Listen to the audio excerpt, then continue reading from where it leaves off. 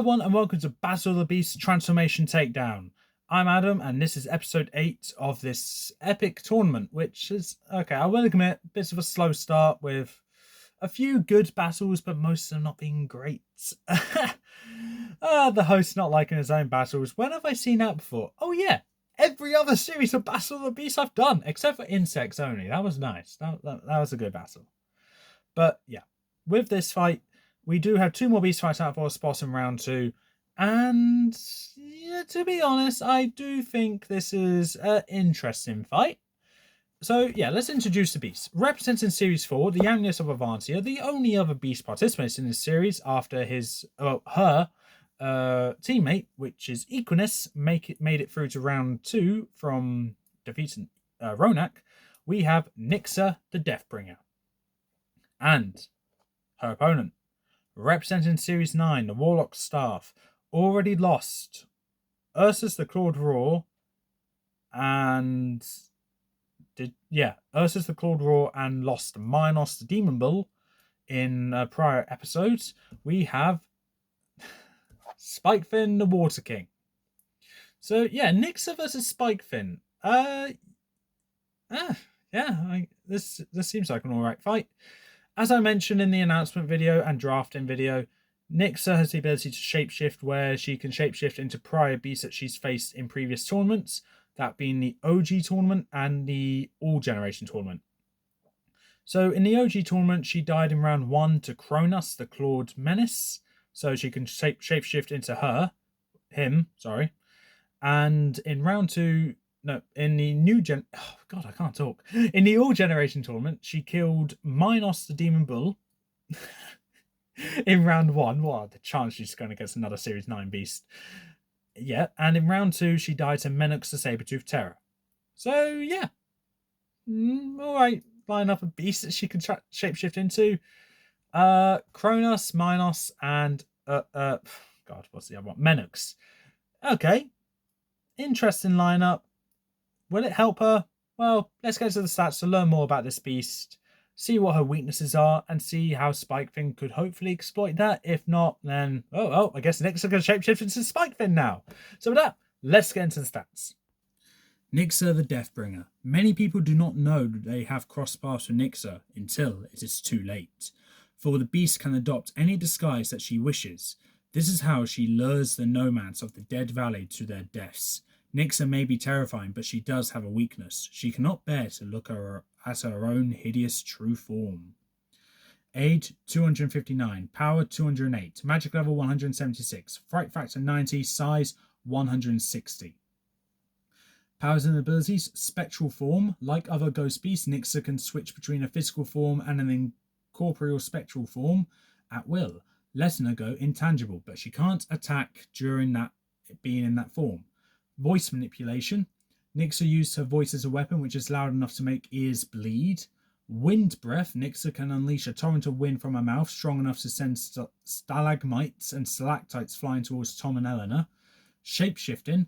Limited levitation. Nixa was able to make her piece of the amulet of Avantia float in her hand. So she can't make herself levitate, but she can make small objects levitate. I guess that's all right. Natural weaponry and speech. Equipment. Nixa wields the standard equipment of any creature she shapeshifts into. Weakness: ugly form. Nixa can't bear to look at her tentacled form. And sound weakness. Nixa is weak to loud sounds like metal on rock, and if exposed to enough of them, she would explode, killing her. Okay. Bit of a mouthful to say about Nixa, but hopefully Spikefin has a bit less to talk about. Spikefin the Water King. Brenner, an innocent fisherman who was slashed by Malvel with a poison blade and drowned in the sea. He re-emerged as Spikefin, half man, half sea creature. Spikefin's ferocious claws, razor-sharp fins, and huge whipping tail can destroy any boat sailing in his path. Age 39, power 250, magic level 180, fright factor 85, size 220. Powers and abilities: natural weaponry. Spikefin has sharp claws and teeth, which are so sharp they can pierce Tom's shield. Oh, wow. He also has a tail which he can use to batter his enemies, and sharp fins on his arms. Underwater breathing, don't need to explain that one. Enhanced strength. He has Spikefin has enhanced strength as he can escape from a whale net with ease. Weapon mastery. Spikefin is proficient with a trident. Equipment, a trident. Weaknesses, struggle to breathe outside of water. And reversion. If Spikefin is out of water for too long, he will revert back to Brenner. So with that, let's cut back to me and get into this battle. Okay, so now that we've gone through the stats department of Nixa and Spikefin, the battlefield is going to be the clock arena from the Hunger Games Catching Fire. And with that, let's get into the battle. As the chamber doors open, Spikefin immediately bursts through the water exit and makes his way up to the top of the water and pokes his head out to see in at the opposite end of the arena from the chamber, out comes Minos. Spikefin gasps before taking another gulp of water, thinking that's impossible. We're not allowed to fight teammates. Why is Minos here? Spikefin makes his way up to Minos, kind of confused, as he tries to communicate with Minos. Minos just stares at him, almost kind of confused. Spikefin, a bit weary about this, tries to talk to Minos and say, "Hey, I'm not going to fight you. We're teammates. Like this isn't allowed. Maybe there's a mistake. Maybe Danny, the landlord, can't get matchups right. This isn't right. I'm not going to fight you." Minos then responds back, saying in a very threatening voice, "Well, isn't that sweet of you? You may not fight me, but I'll fight you." As Minos' tail whips down towards Spikefin, clobbering him in the side of the head, knocking him below water. Spikefin regains himself, gets to a safe distance, and looks back at pokes his head out of the water and sees that Minos' fur and flesh bubbling up as as Minos makes his way to the center. Fur bubbling up, ready. Fur changing color as well. A long rat-like tail's coming out, and Minos' bull-like grin changes to a more narrow muzzle, and a red steel dagger comes out from the top of his mouth. As Menux now appears, Spikefin takes a step back, holding very closely to his trident, now weary of what this beast is. Menux then shouts towards Spikefin, saying, "You really thought I was your friend? You really thought Danny is that incompetent, where Minos, your teammate, would get paired up against you? Minos will still win. You are the weakest of all the mermaid beasts. You're the weakest of all the Series 9 beasts. You make Ursus look fantastic. And Ursus and Minos are both dead, and you'll be joining them soon." Spikefin dives underwater, confused at what to do, but flooded by anger from the taunting that Menux just said to him regarding his fallen teammates. He comes out of the water behind Menux and chucks the trident directly towards him. It impales Menux in his back, causing Nixa to screech in pain so loudly. Spikefin swims up to behind Menux, jumps out of the water, pulls the trident out from behind Menux, and dives back into the water before Menux turns around and decides, right, I'm going to need to have a ranged attack here. The spectators see that Menux bows down to the ground in the center, skin starting to bubble again, but this time the fur disappearing and being replaced for feathers. As Menux's neck extends, the red steel sword retrieves back and the muzzle turns into a beak as wings emerge from the back of Menux, where Cronus now appears. Cronus takes to the sky, and as Spikefin pokes his head out of the water to try and find Menux, he's greeted by a laser beam which narrowly misses him, hitting the nearby spoke. He looks up and sees Cronus in all his glory, squawking down at Spikefin. Spikefin looking confused, thinking, how can he reach this beast? Here's Cronus saying to him, saying, "You should have stayed in your little ocean lair, little..." Hold on. Let's try and think this through. I'm trying to make a reference to one of the best villains in a film that I saw when I was a child. You should have stayed. Yeah,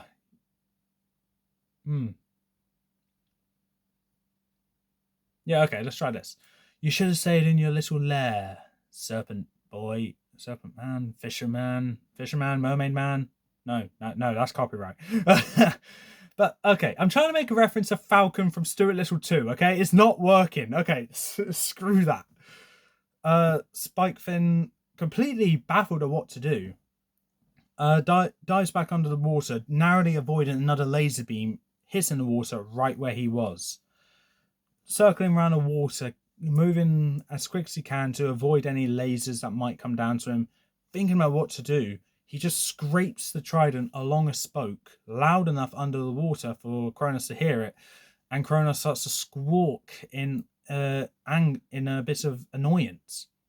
Spikefin heard the squawk and realizes there's a possibility about something. So, as he pokes his head up, directly underneath Kronos turns his whole body round, seeing Spikefin, and shoots another laser beam towards Spikefin. Spikefin dives underwater, and then and going under the water, drags the trident along the underneath of all the spokes, just casually hitting each one, causing a loud piercing screech to come right after the other. 1 1 1 1 1 1 1. The ear-piercing screeches harming the spectators as well. They're covering their ears because of how loud the screeching is. Nixa, or Kronos, is screeching in pain before he comes down to, she comes down to the center of the island and reversing back to her normal form, trying to cover her ears from all this. Spikefin stops, looks up to try and find Kronos, but then sees the center of the arena. Nixa back to him, cowered in the center, trying to cover her ears from the noise. And Spikefin notices something interesting. He sees that Nixa seems to have blood coming from her back, where his trident landed on Menux. Spikefin then gets the idea that he's going to need to try and take care of Nixa quite quickly, using only his trident and his claws. Spikefin feels a surge of confidence, thinking he can do this. He dives underwater to get a good gulp of water before leaping out of the water, landing on the center platform, and using the trident stabs it right into Nixa's back. Nixa screeches in pain before turning around as Spikefin withdraws the trident, and using his claw in his free hand, he scratches the rock, causing more ear-piercing sounds to come from the rock as his nails scrape along it. Nixa screeches in pain and using a tentacle goes to knock Spikefin aside. But Spikefin lifts up his tail to deflect it before using his trident to stab Nixa on the neck. Nixa screeches in pain, gasping for air as she used one of her tentacles to cover that wound. Spikefin, not wasting a beat, flips the trident and brings it down on the top of Nixa's head as she's bowed down from the ear-piercing screeches. Nixa, screeching in pain from all this, letting go of the trident, Spikefin uses his claws and digs it right into Nixa's ears and rips them clean off before going crazy, digging into Nixa's head.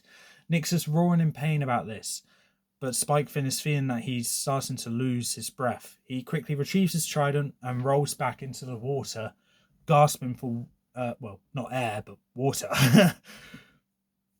As Spikefin re-emerges, he sees Nixa gasping for breath, crouched on the floor, trying to keep herself together. As Nixa angrily makes her way towards Spikefin, Spikefin dives underwater before Nixa pokes her head over the edge, looking into the water. She sees her reflection. She covers her eyes because she can't bear to see her own reflection. Spikefin immediately bursts out of the water where Nixa was, and using the trident brings it right through her head, piercing her eyes. Nixa gasps in shock from this as her body slumps down as the trident not only pierces her eyes, but her brain. Spikefin retrieves the trident and, for good measure, brings it down on the head yet again, pulls it back out, and makes his way back to his chamber, trident in hand, leaving a trail of Nix's blood along the water until Spikefin goes into his chamber, never to be seen again. For this round anyway. So for that, Spikefin won, Nix's lost. You think Nix should have won? Please in comments below. I think that how my words final and Spikefin's moving on to the next round. Right, so with these beasts, okay, I could see a way in which Nixa can win. However,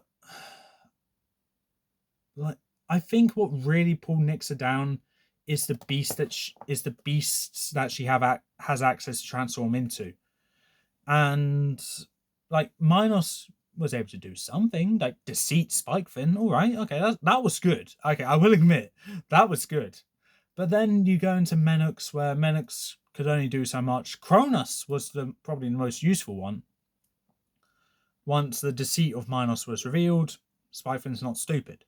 So then it's just Cronus who can actually do something, stay at a nice distance, but then that's when the noise weakness gets exposed.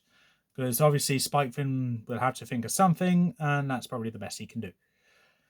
And then you come down to the actual battle of Spikefin versus Nixa. Spikefin has the agility and the weapon mastery to be able to take attacks, but also dish out more. I don't believe... If Nixa had access to a water beast, the outcome may be different. But as of now, I don't believe Nixa could win. So yeah, I give Spikefin the victory by default, I guess. Spikefin, I think, would easily beat Nixa, and I don't believe it's close. So yeah, what I will say is though that trying to think of how to say it. Yes, okay. Trying to think of what I was going to say. Now I remembered it. I did say in the announcement and drafting video, Nixa, along with the other shape-shifting beasts, have access to turn into water-related creatures if they wish. And whilst I'm sure turning into a shark would be nice, compared to what is a very dangerous mermaid with almost every part of him being sharp or deadly in one way or another, a shark would be screwed. There would be the deep sea creatures at the bottom of the Mariana Trench, and they probably wouldn't stand a chance either. But, not to mention adapting the abilities from those creatures because of how dark it is down at the bottom of the Mariana Trench, and how light the water is in the clock arena because it doesn't go that far deep. They're not going to be able to be much use because they'll be blind, like bats are. Because they stay in caves for too long, they're adjusted to the dark. But because if in the light, they have no idea what they're doing or where they're going. So for that, I really don't believe turning into a water creature would help Nixa. And for that, yeah, Spikefin gets the victory. Yeah. So with that, that's all for this time. Okay, so Series 9 finally has a beast going through. Will the other two beasts yet to compete in series? Oh God, I can't talk. Will the other beasts from Series 9 that have yet to compete in this tournament make it through to round 2 with Spikefin? Well, only time will tell. But until then, that's all for this time. If you like what you saw, leave a like, leave a comment, don't forget to subscribe. I'm going to remember not to say that last part. Until then, I'll see you next time.